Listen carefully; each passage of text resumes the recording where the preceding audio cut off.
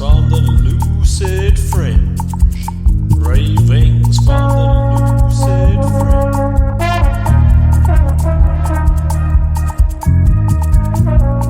Musings from an unpasteurized life.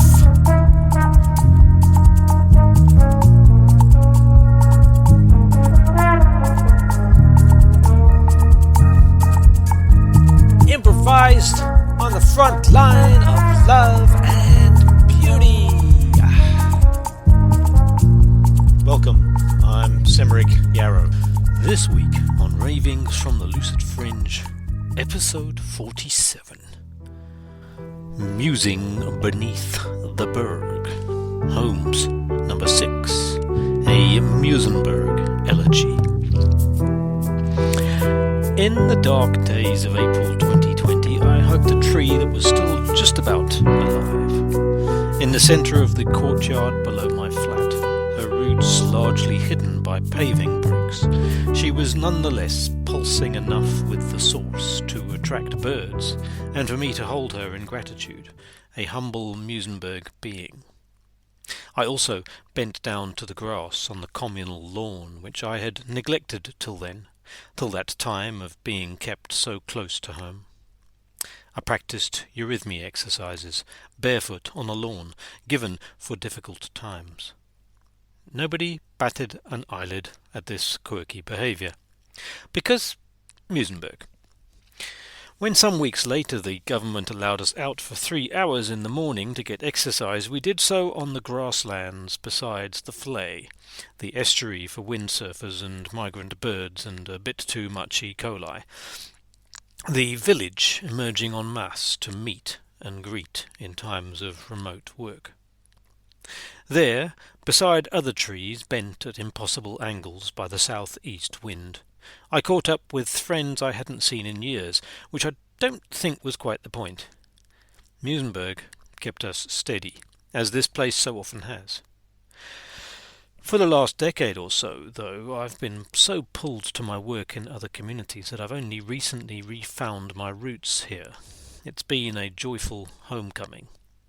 Many have been the times that I've connected with Musenberg locals elsewhere over this decade and seen how much Musenbergers have had a positive impact in other projects, institutions and gatherings. And I think this place we're based in, or have passed through for enough time to catch a whiff of spirit, has more to answer for there than we might expect. In fact, in my case, I've been based here nearly half my life, which I never expected. Once upon a time it was just the first beach south, back when I was living in the student suburbs of Observatory and Rondebosch.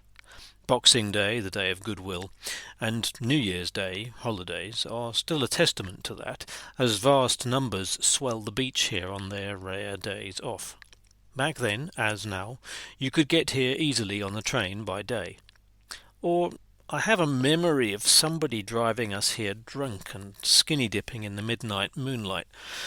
I had no sense then of the imperial history of the place, of the millionaire background, of upper-class tourists learning to surf back in the colonial heyday, of Rhodes and Bailey spending their ill-gotten diamond gains all over and roping Herbert Baker into designing buildings, including that mansion in the coastal dune zone where nobody else got to build, or the fake quaint cottage on the main road where the ultimate bastard Englishman spent his last days. Bailey's cottage, deliberately growing up on the seaside of the railway tracks, perhaps a quaint little fisherman's thatched cottage if a diamond magnate hadn't commissioned it. No, back then I had no sense that I would come to live here myself, or of how the community was trying to drag itself away from such an unacknowledged, imperially sanctioned dark money past.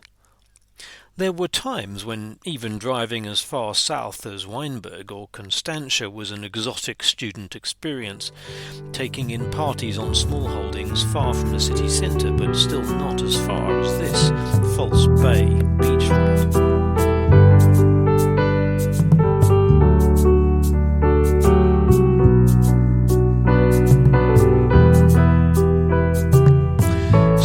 house, Muizenberg, is one of the faces of the area. The grandee one, where often the stones might have been quarried in some other distant part of forever England. The roof tiles, imported from Italy. Looking up at the more ancient stone features, the faces of the mouse, or of Sergeant Mace, or of whatever other tales of lore we have above us. For like Cape Town city centre, we have our mountain that comes down to the sea, not quite as grand, but just as beloved as the table. Farmer Peck's valley strides up the middle with its stream and, these days, its weekend charismatic worshippers, though Farmer Peck's old tavern, which lay below it 2 centuries ago, is now a tertiary college, under the most infamous modern monstrosity around here, the multi-storey cinnabar building, which can be spotted from the city centre, generally speculated to be the result of apartheid-era planning bribes. But this has always been a place of worship, of course. How could such an obviously God-given location not be? From mysterious solstice monoliths to the colourful Islamic kramat on the edge of the sloping park, a stone's throw from the elegant facade of the synagogue, even if most of the area's Jews only arrive in the December holidays these days, and just above Christian Community FM radio station. There's a bunch of Christian buildings here too, a simple church on the main road coming in, and in the past a range of Congolese and Angolan churches when the refugee community was bigger around the turn of the millennium, though they've mostly moved through now. Youth with a Mission on one street corner, and the George Whitfield Anglican Theological College all over the place, somewhat unexpectedly in a place that also boasts open mic blues evenings at the Striped Horse, our zebra-themed brewery tribute to the traditional red pub one, and more tattoo parlours than you would expect. I guess the missionaries came in to save us. There are others in Muizies who worship numbers.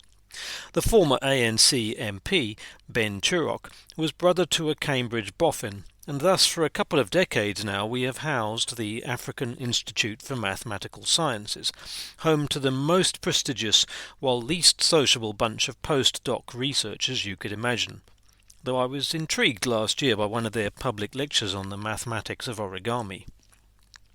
All contained in one of the multi-storey Art Deco buildings that pop up unexpectedly here.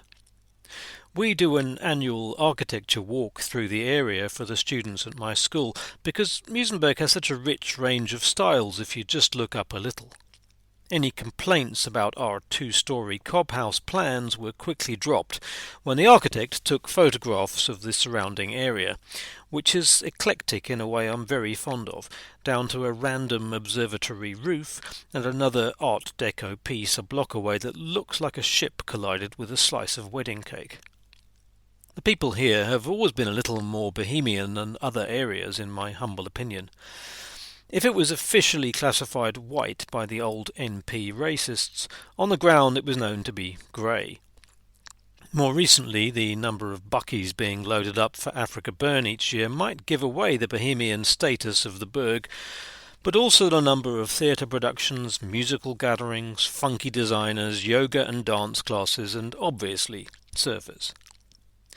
The most obvious thing about Muizenberg for tourists is that the waves here are great for beginners on the board. Surfing might not be a creative art in its own right, but it seems plenty of those who like to tune in to the tides are also ready to play in other ways. The surf shops of today have multiplied once more, after those dingy decades, and some, like Gary's Surf School, have become history in their own right. The oldest surf school in Africa, it declares, as well as the artisan surfboard crafters. We should also mention the writers, much more recent ones than Agatha Christie, whose surfing exploits a century ago are rather hilariously remembered now on a local blue plaque. I wrote short stories and poetry in a room overlooking the ocean, in the Natali Labia Museum, one of those aristocratic leftovers from that distant heyday, on a workshop run by a family member. She and her partner lived in one of 2 delightful old houses right next to each other that shared a gate, beside the suburban rail line. Muizenberg was progressively groundbreaking in the 90s and noughties in a funky and mostly female way, in my experience. On one side of us, in the small cottage we lived in before building the cob house, we had a publisher neighbour with a three-legged cat called Mephisto, and a live dance studio was launching belly dancing as an embodied feminine force long before it was fashionable.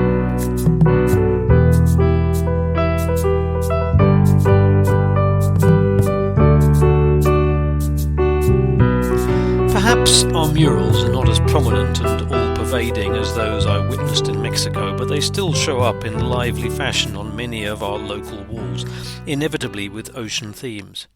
Mosaic fish, too. There are plenty of local ceramicists and sculptors and artists that I bump into now that I have a little more time to be home-based. And smiths. Creative workers in metal, because Muizenberg has always had a grunge edge in the time I've known her. House gates and burglar bars are more imaginative than in other parts of town, as are the occasional metallic creatures appearing out of roofs.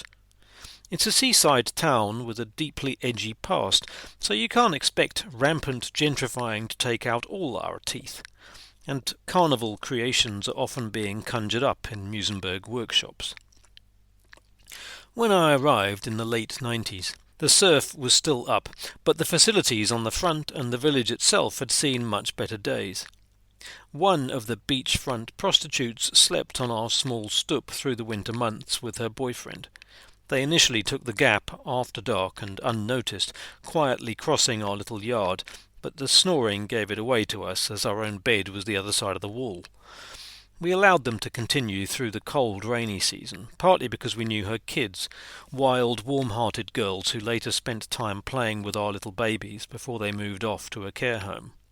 Yet the deprived nomad spirit lived on in the hood, and the shebeens carried on their trade. 3 of them in our street at one point, rocking out with Central African vibes till the early hours. One at Don Pepe, a forlorn ex-Portuguese restaurant and hotel with serious overcrowding. There were plenty of ex-resident slumlords making a killing out of the poor. Other local inhabitants at the turn of the millennium were the gangsters in the house next door to ours, who bought with cash and erected barricades to keep out the cops. Broken bottles in the servitude between us were the evidence of the mandrax being sold out the back. Mandrax was a crude, apartheid-created drug problem, a downer, imported and even manufactured by apartheid security forces to the Cape Flats to zone out the locals and stop them getting too rebellious, sometimes even sprayed into crowds. A nasty kind of headache sedative pill thing that, crushed up and smoked through a broken bottleneck, gives you a moment of relaxation and not much else. It was initially popular with 70s disco crowds around the world. The US managed to clamp down on its production, though arguably only because supposedly better products came along. But in South Africa it remains widely available, often illicitly imported from India. Things gradually took a less ferocious turn, partly thanks to a very sorry financial advisor who wanted to raise property prices again so he could move nearer the golf course down the road in Clovelly. That could sound sarcastic, but still it's worth remembering what the late Nicholas Vaudrey did back in the day, prompted into action by the murder of local Jewish resident Sidney Seftel at the end of the 90s. Nicholas used to walk up our street and bellow at potential drug purchasers, things like, "Go home, does your wife know you're doing this?" Then he got more proactive, put a CCTV camera on his roof, caught the local cops taking bribes, and ultimately the Muizenberg Improvement District came into being to help clean things up. One New Year, my new family were at home when midnight came. I was out performing at a gig. They had already dealt with the makossa and the rumba from the shebeen down the street, and the gangster house music next door, when suddenly operatic Wagner blasted out on Nicholas's superior sound system, drowning out the street in a moment of sweet revenge. He was out elsewhere and had set the timer. His Anglo attitudes could be a little snobby, and in the end he started requesting people stop hanging washing publicly. Heaven forbid we start behaving like Italians or something. But Clovelly was waiting for him. Suddenly, The house next door was under auction. We walked through, admiring the ripped-out fittings that they'd taken with them on their hectic and hasty final departure.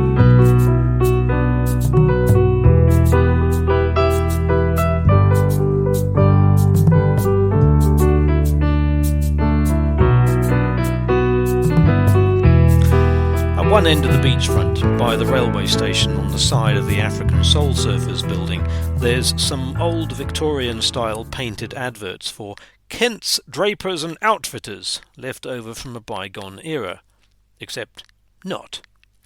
In 2003 I joined plenty of other locals as an extra on the beach, in a period B-movie about shark attacks in early 20th century New Jersey, 12 Days of Terror.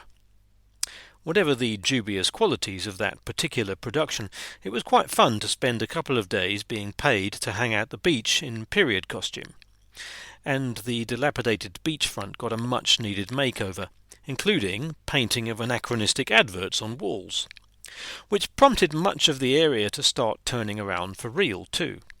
This was great at one level. We had an internet cafe, Breakers, back when that was a thing, run by Axel, a highly educated guy from Congo-Brazzaville, making it good. Plenty of the refugee community were on the up in the relative tolerance of our hood, when xenophobia against fellow Africans from further north was otherwise on the rampage across the country. I kept meeting people who were concerned for us because of all the Nigerians in Muizenberg. Nigerians at the time generally had a reputation among South Africans for being criminals, though the only real one I met in Muizenberg was a very gentle master's student I chatted to on the train, who had a French-speaking mother, hence why he felt comfortable hanging out with these particular francophone local immigrants. But those from the DRC, the Congolese Republic and Angola, if they made it out of places like Don Pepe, were generally quite stymied by the system. Rents were going up as the place emerged from its peeling paint phase. How to continue building community when the village was straining with typical SA tensions? These were the kinds of questions Muizenbergers were wrestling with in the 2000s. Community spirit in times of diversity. I guess Muizenberg has been an appealing home for so long to me because enough locals try to find answers, even if they're imperfect or short-lived. This place encompasses so much of life, as the waves continue to pulse with the beat of the eternal. These days in Muizenberg there are plenty of eclectic eating out options and even a few chains, which we used to have precisely none of. When I first moved here, Gaylord's was our favourite eating out spot. Good Durban-style curry on the main road, one of the few staples in Muizenberg during the quiet years.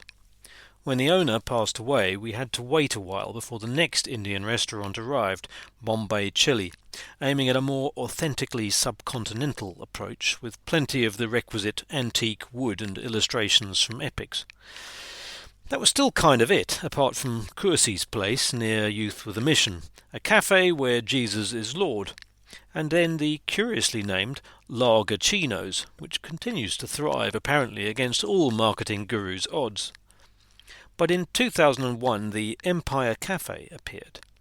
In retrospect it was one sign of things to come. A spin-off from the Olympia in Kalk Bay, whose extraordinary brand is recognised by all copycat guidebooks around the world. At last we had decent cappuccinos and croissants available for a slightly upmarket price. Some metres away there was the Olive Station, holding strong while a restaurant and salsa dance hall upstairs in the Victorian railway station came and went. The Olive Station had Lebanese mezze offerings and an open courtyard and was buzzing on a weekday evening when the first organic box scheme started in the hood. The entrepreneur behind that would eventually open his own grocery, Organic Zone, still operating in Lakeside up the road. And near the Empire Cafe there was Carla's, of course, a Muizenberg staple offering giant prawns from Mozambique, Portuguese style. York Street began to revive with a second-hand bookshop that we often took our small children to. Nearby, the Empire building itself was still a massive and derelict Art Deco affair on the front, a former cinema, which was on the market for the princely sum of 800,000 rand. These days, that would buy you a one-bedroom flat around here, but only on the wrong side of the M5. Inevitably, somebody made a fortune on what has since become pretty exclusive waterfront apartments. Currently, there's another block on the main road that has finally been developed, the protracted process of tracking down slumlord owners moving forward over the years. But amidst this unstoppable gentrifying, Palmer Road has remained more of a local phenomenon. The heart of the village, although cut off from the beach by the busy and curiously named Atlantic Road. Somebody with a bee in their bonnet, perhaps? Officially, the Atlantic and Indian Oceans only meet some hours further east at Cape Agulhas, Africa's southern tip, giving the lie to Cape Town names like the Two Oceans Aquarium and Marathon. But our False Bay water is usually much warmer than the supposedly Atlantic side of town because ocean currents don't necessarily respect map points.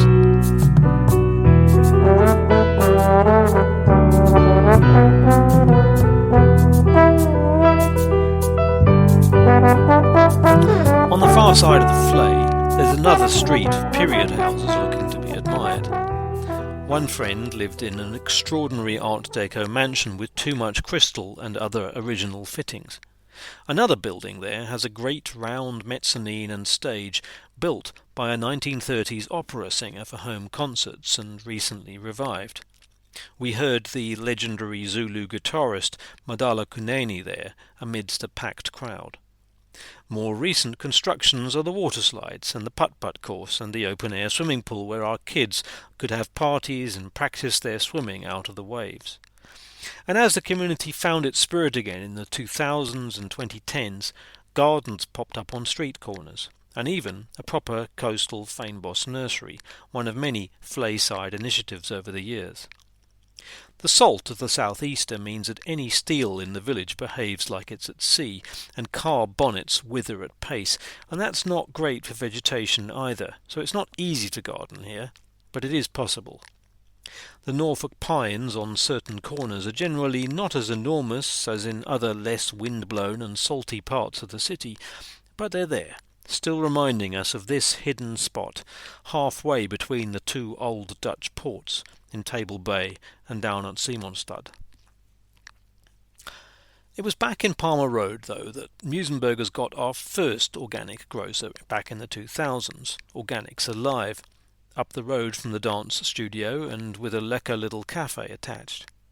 Suddenly, Palmer was not just a home for a grungy pub, the Village Inn, but a hub with a recording studio and live gigs popping up and arty little shops. Art Apart was a curious venue where I first offered up my poetry to an audience, which later became an oddball indoor plant shop. In the area there were suddenly Sufis, including an Australian immigrant called Hassan who set up a French bakery, still running today, though no longer with a French name.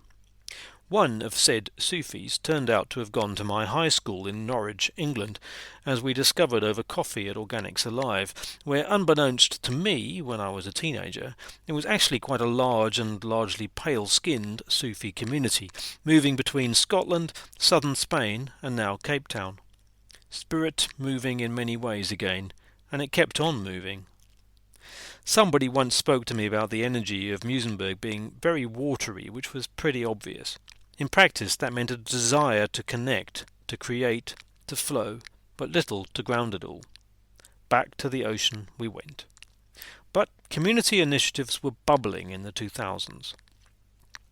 The one problem, perhaps, being that diamond-shaped atrocity, the Pavilion, supposedly a ship-shaped, community-focused building with a terrible acoustic that is kind of used when it has to be, like for voting, or used for weddings and functions by those who pull into the area once in a blue moon, when the beach remembers that it is part of Greater Cape Town. Hopefully not too many drunk student drivers like in my day, but who knows. Just last year, a swimmer I was with found a car key in the water belonging to early morning drunk revellers, who were much relieved but definitely needing to wait on the shore and sober up. National events have also intruded from time to time into our artistic reverie. The South African Navy decided a few years ago to launch grand demonstrations of military tech and scare the local pets for a couple of nights. Rather more grandiose than the annual fireworks exploded on the beach on festive occasions, which, to be honest, are a lot more subtle than in certain countries I could mention. Germany at New Year, please stand up. Still, the fact that all roads lead to Muizenberg, a truth that you'll quickly realise once you look at road signs in Cape Town or even the Winelands, does give us a higher prominence than we might like sometimes, or deserve perhaps, but also some advantages when my kids were small. It was great to be able to walk to the International Kite Festival in the Flay Park, stopping on the footbridge to look at all the visiting waterbirds. I think the organisers have subsequently found an even windier venue on the west coast side of things.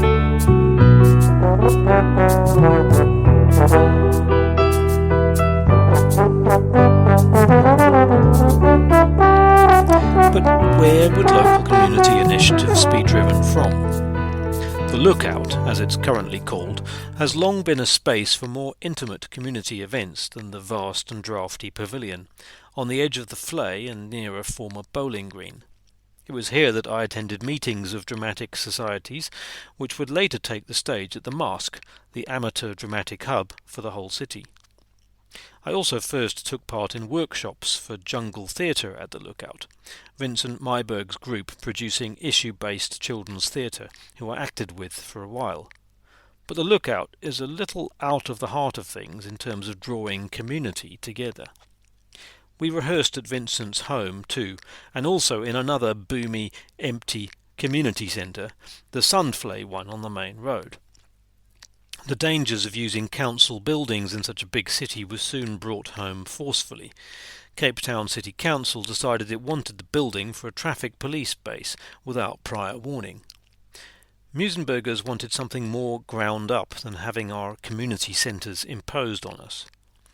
A first attempt at a community centre in the heart of the village was on Beach Road, but it wasn't the most inviting space. The Alive Creative Cafe was an early co-working zone, but also much more than that.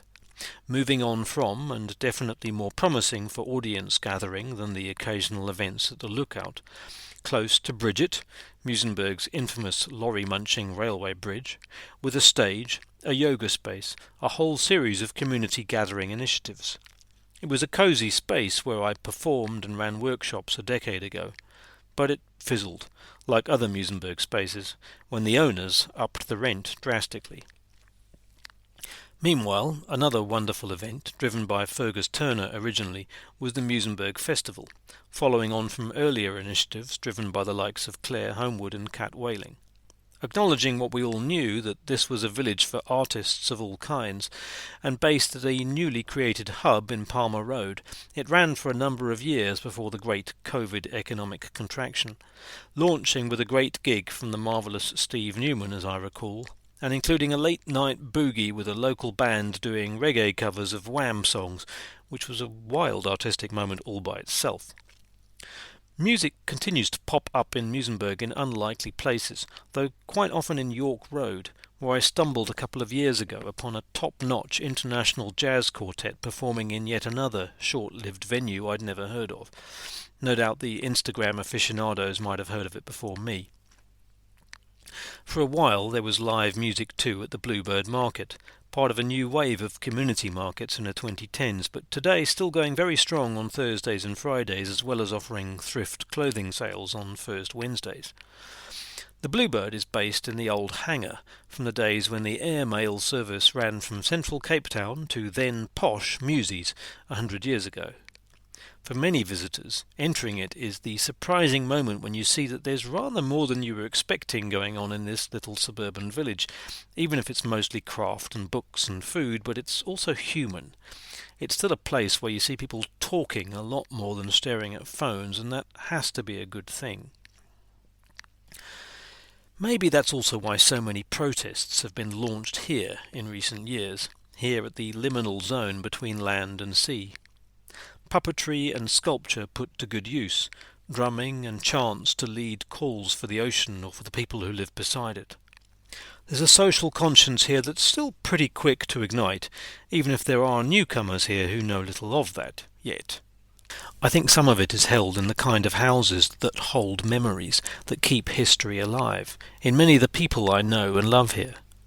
We stand here with awareness of what came before, so that we may create what comes next.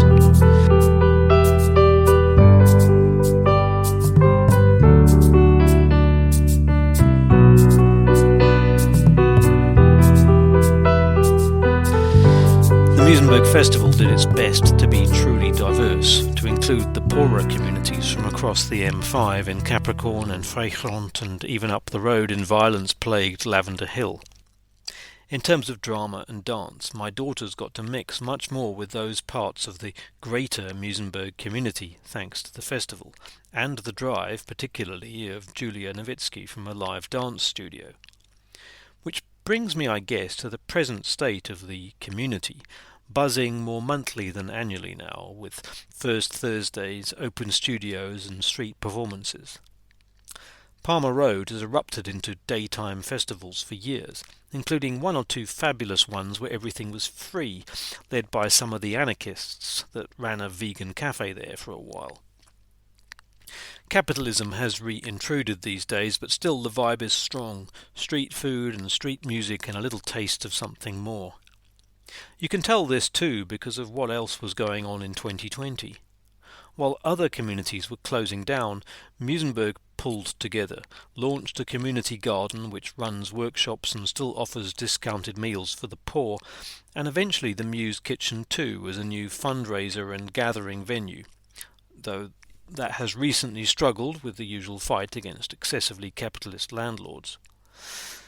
There are plenty of digital nomads popping up in the many coffee spots, and I guess, thinking back to the days of breakers, there have always been open-minded foreigners passing through here during the decades it's been my home. It's definitely part of the creative spark, and hasn't destroyed the South African quintessence of the place, or the do-it-anyway vibe of this place. Although there are a number of Waldorf schools not too far away, for example, the original Muizenberg Waldorf kindergarten, Rosie Cave, started by a fellow graduate of ours in the early 2000s, has evolved over the years into the Starseed Community School, operating at times with different classes in different houses across the village.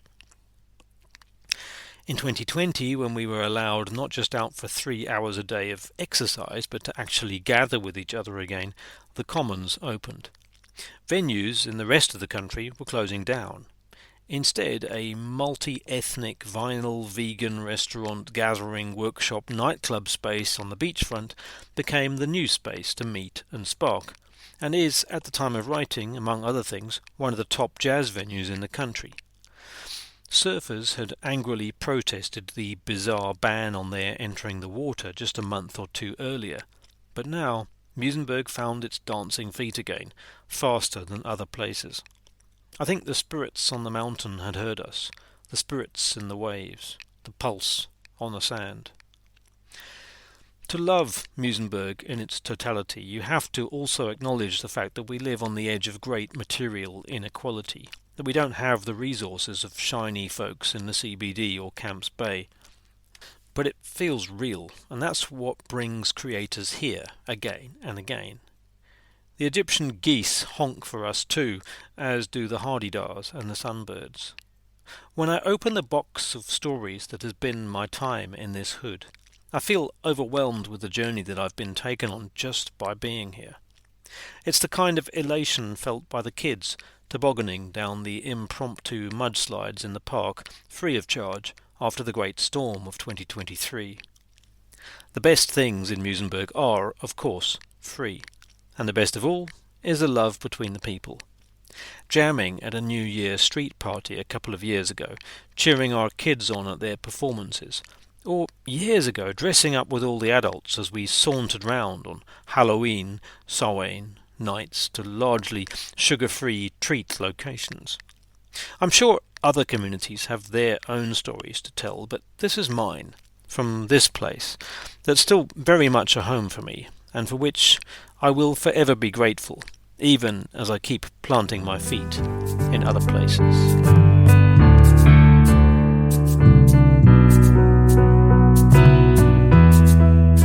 So, thank you for listening to this latest episode in the series, and you can find all of my articles and my recordings at lucidfringe.substack.com, except my music and poetry from the past, which is all available at simrickyarrow.bandcamp.com, and the background recordings and sounds that you will have heard are all either from those recordings or they are my own.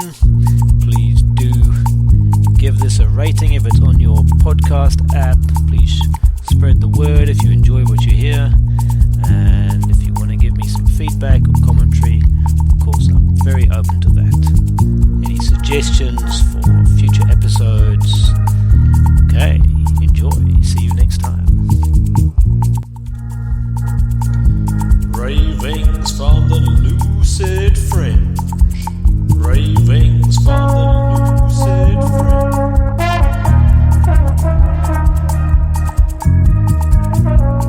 Musings from an unpasteurized life.